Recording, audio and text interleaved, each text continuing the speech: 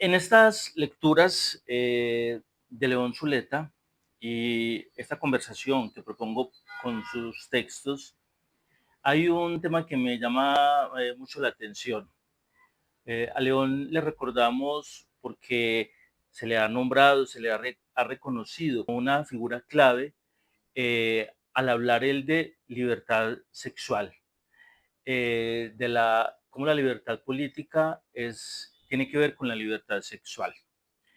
Como él habla del pueblo trabajador, de la clase obrera,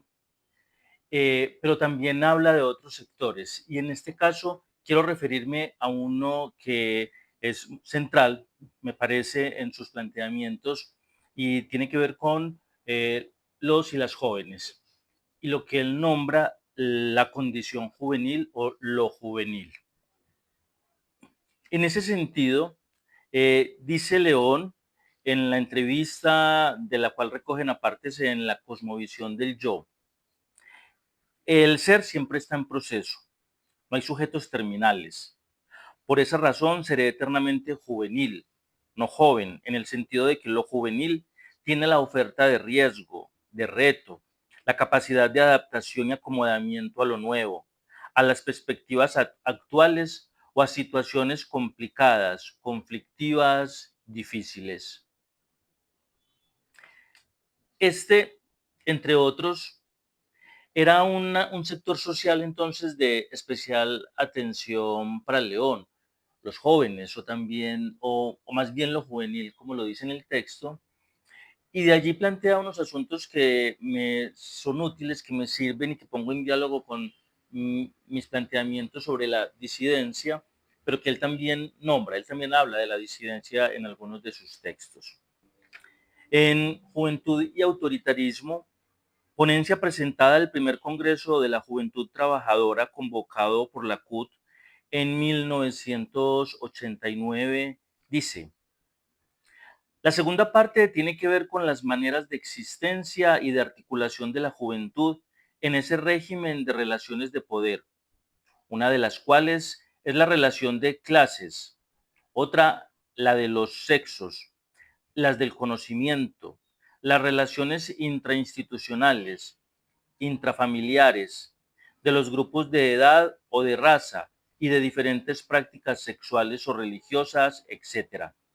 Relaciones de poder que constituyen la expresión del poder, pero nunca un poder único, y que son las relaciones que deben ser cuestionadas por un proyecto de microrevoluciones yuxtapuestas en el proceso de revolucionarización total de las sociedades,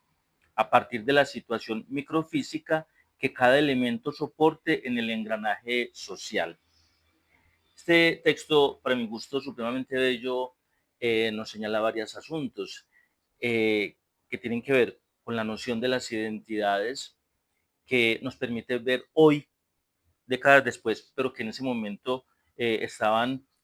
floreciendo y tiene que ver con la interseccionalidad para reconocer esas identidades con con muchos componentes, pero también cuando habla de esa revolucionarización, esa situación microfísica, esas microrevoluciones, quiero traerlo hoy para pensar lo que hemos vivido en los últimos años en el país, en lo que tuvo que ver con el estallido social. Sobre este texto que acabo de leer de León, es una explicación de cómo un sector social, ahora la juventud, no es homogéneo, no es un monismo, para usar una figura que ilustra muy bien el sujeto de la modernidad.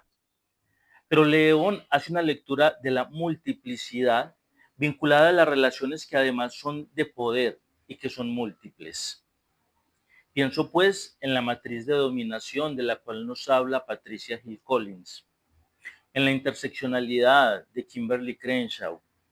en la imbricación de María Lugones, pero también me da pie para pensar en la revolución molecular de Guattari y que según mi apreciación, insisto, pudimos observar en la materialidad en el transcurso del estallido social de 2021. Desde Guattari fueron moléculas. Como lo dice León, son microrevoluciones que parten de las situaciones microfísicas en el engranaje social. A esto le agrego, son las solidaridades y alianzas múltiples cuando los oprimidos, como lo menciona Moniz Wittig, hacemos conciencia a partir de esas relaciones múltiples o esas identidades en devenir múltiple que nos juntamos porque tenemos algo en común, la precariedad, la precarización. Allí está el poder de la disidencia, en ejercicio por las subjetividades disidentes, esas moléculas microfísicas, interseccionales, múltiples. Y con esto quiero dejar como introducción para quien quiera continuar con el video y escuchar un fragmento de una lectura un poco más extensa de León Zuleta sobre los jóvenes, sobre lo juvenil. Este es un apartado que se titula La condición juvenil, que hace parte de un texto titulado Los procesos juveniles urbano-populares. Este texto hace parte de la investigación realizada por León Zuleta para el IPC sobre procesos culturales urbano-populares en Medellín. Este es un epígrafe de la UNESCO, de la 15ª Conferencia General en 1968, de un informe preparatorio, y dice: aun cuando los adultos se muestren comprensivos con los niños como individuos, suelen negarse bastante a menudo a admitir que puedan gozar de una existencia colectiva entre ellos y para ellos. Y en vez de facilitar la creación de una sociedad joven, se oponen a esta por miedos diversos. La disciplina, los castigos, la competición, el amor propio y otros tantos medios cuyo objetivo no es otro que obligar al niño a someterse a la sociedad adulta. Hasta aquí la UNESCO. El tratamiento que la sociedad da a los jóvenes prolonga la manipulación emocional y moral que se hace desde los adultos del universo de la condición infantil, especialmente caracterizada por su indefensión para la supervivencia y relativa fragilidad de una estructura física y fisiológica en desventaja con el cuerpo adulto. Sin embargo, lo que caracteriza el edadismo como práctica discriminatoria en razón de edad y de generación aplicado a los jóvenes es que ya no se hace uso del ritual y de la trampa moral y afectiva, posible gracias a la dependencia emocional del niño ante sus padres, maestros y adultos, sino del ejercicio del orden, la autoridad y el régimen disciplinario de la moral cultural autoritaria que define y proyecta la eficacia de las sociedades represivas. Siendo ambas problemáticas generacionales, no tienen la misma significación, porque la adscripción de la juventud al régimen adulto y autoritario atraviesa no solamente el ejercicio ideológico y político del poder, sino a los engranajes sociales y de clase económica propios del modo y la formación social capitalista, en donde el trabajo y el capital van a definir las variables que caractericen sectorialmente a los jóvenes, tanto urbanos como rurales, y pasando desde luego por las rejillas discriminatorias del sexo, del género y de la raza o la etnia. La definición de la condición juvenil se encabalga sobre categorías de clase social: juventud trabajadora, desempleada, subempleada y fuerza de trabajo en formación, juventud intelectual, artística o juventudes burguesas urbanas. De sexo, hombres y mujeres jóvenes. De género, masculinas, femeninas, andróginas. De práctica erótica y ejercicio de la sexualidad, homosexuales, heterosexuales, polívocas, etc. De etnia, indígenas, judíos, árabes, asiáticos. Y de raza,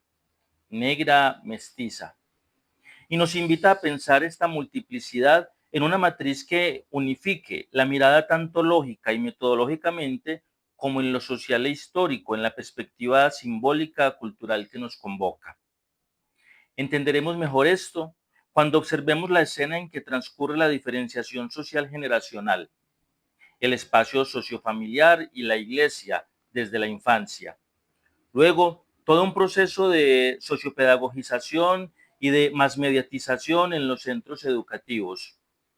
Y frente a la televisión, los videojuegos y la informática y la computarización de la cotidianidad infantil y juvenil. Y simultáneamente se le está presentando a la juventud, especialmente la urbana, y por múltiples mecanismos de transferencia cultural, el proyecto transcultural de globalización de un universo imaginario válido para los jóvenes de todas las clases, los géneros, las etnias y las razas, en los artificios arquetípicos, en los paradigmas y modelos de consumo que el capital transnacional, igualmente globalizado, requiere imponer por mediación de la industria cultural. Este hecho nos permite proponer referencias de la lectura sobre la condición juvenil a partir de su inscripción en el régimen social e institucional definido en el orden de la reproducción simbólica e ideológica, y menos en el de la producción material y económica. En conclusión, hablaríamos de la juventud como una clase social ideológica que es controlada políticamente por un modelo de organización autoritaria y represiva, como una clase completa en donde se pierden matices que en la jerarquización económica y política de clase son evidentes y metodológicamente necesarios y que simplemente jugarán como variables de matización más de definición. El valor de inscribir a la juventud como clase ideológica nos ofrece la ventaja de entender su función sociohistórica como sujeto de tradición y cambio cultural, a la vez que en su interior yacen las fuerzas para el cambio de clase y su continuidad en otro orden de posiciones. Y es por ello estructura y dinámica, escena y sujeto, en donde se presentan las pugnas más intensas entre las culturas hegemónicas y las dominadas, entre las formaciones socioculturales tradicionales y caducas y las que pugnan por surgir, cualificarse y consolidarse como modelos alternos más allá de los cambios inertes propiciados por el desarrollo de los modos y procesos de producción.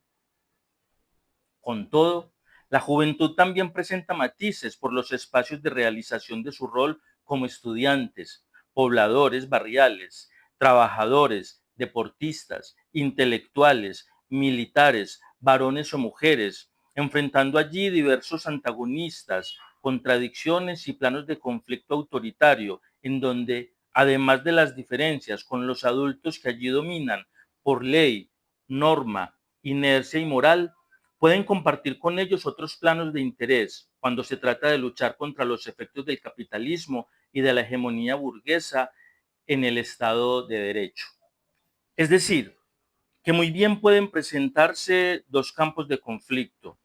uno generacional, antiedadista, y otro socioeconómico, anticapitalista de proyección socialista, de clase trabajadora, que bien podrán sintetizarse de modo dialéctico si una propuesta socialista libertaria pudiera articular las acciones puntuales y estratégicas antiautoritarias de lo generacional e incluso de género, como las efectuadas por el feminismo socialista, con las anticapitalistas de la clase trabajadora. Y sobre todo, si este proyecto lograra imbuir el espíritu de construcción de poder popular alterno en un amplio espectro social civil. Entonces, aquí vamos a ver otro plano de emergencia fuera de los de generación y clase, que es el de género, en donde también hay otro campo de conflictos entre hombres y mujeres jóvenes, entre homosexuales y heterosexuales hombres y mujeres, pero también jóvenes. Planos de conflicto que se juxtaponen con otras mentalidades, que tienen que ver con la historia particular de los barrios, con el surgimiento de algunas plasmaciones de mentalidad social y popular, de cotidianidades diversas y de posturas éticas y estéticas distintas. Todo esto hace más complejas, pero también más atractivas, las relaciones generacionales en un medio claramente del mundo sur, en una nación como Colombia, y en una situación particular de Medellín, que no solamente padece la modorra de su infradesarrollo, sino el impacto de la industria cultural, de la ideología industrial del mundo norte postcapitalista y posmoderno. Y aquí todo se complica más aún, porque uno no siente las contradicciones de clase, género y generación tan inmediatamente como si se ven entre capitalistas y trabajadores, o entre mujeres y hombres. Ahora se deben mirar las cosas en el orden de los conflictos sociopsicológicos, como contradicción de mentalidades, en contravía que es el plano emocional, afectivo y biológico, como son validados los jóvenes para la sociedad, ya que aún no pertenecen al orden de la producción y del capital. Para que los jóvenes entren al universo de la producción, deben pasar por un doble proceso de ideologización y de la socialización que implica a la familia y a la escuela, pero también a la comunicación y a la semiotización con las que constantemente se les seduce, moldea, deforma e informa, obligando a niños y jóvenes a identificarse edípicamente con los modelos adultos y autoritarios, con sus prácticas simbólicas, con sus rituales y mitificaciones y con sus ejercicios de poder y de representación, tanto por un forzamiento de lingüística política y un reforzamiento del orden moral autoritario, como por su necesaria articulación a redes de poder institucional, por fuera del cual no serán posibles los procesos de autogestión y desarrollo generacional. Cuando llegamos a esta situación paradójica, entonces la juventud se reconoce generacionalmente, pero en su conciencia de clase socioideológica no dejan de emerger los conflictos propios de la existencia social, en sus situaciones concretas como habitantes de ciudades, como sujetos urbanos, como sectores de clase económica que se miran en un imaginario social que reproduce especular y espectacularmente su condición generacional, y sin que se avisoren horizontes, programas y estrategias de transformación de la calidad de la vida cotidiana, de las mentalidades específicas y de los necesarios espacios de socialización y pedagogización, ya que en la perspectiva autoritaria no dejan de ser considerados como disidentes y como una subhumanidad en proceso de formación. Hasta aquí, León Zuleta, hablando de los procesos juveniles urbano-populares y describiendo la condición juvenil.